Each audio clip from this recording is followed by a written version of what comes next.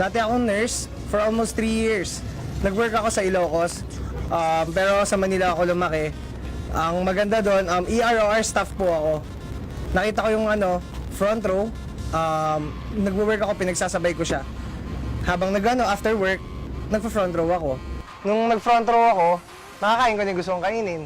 Nabibili ko na yung gustong bilhin. Napupuntahan ko na yung gusto kong puntahan. At nagagawa ko na lahat-lahat. Noong 2014, nakabili ako ng brand new Montero Sport. Then after a year, 2015, piniprepare ko po yung sarili ko that time. Nag-order na po ako ng sports car naman. Dodge Challenger naman po. Dumating siya noong December, ngayon, ito na siya ngayon. So, napakasarap, syempre, na dati nangangarap lang, dati nakikipagsiksikan sa bus, nakikipagsiksikan sa jeep, sumasabit pa. Pero ngayon, tinitignan ka na ng mga tao. Diba? Kasi tinitignan kung sino nakasakay sa sports car eh. Artista ba yan?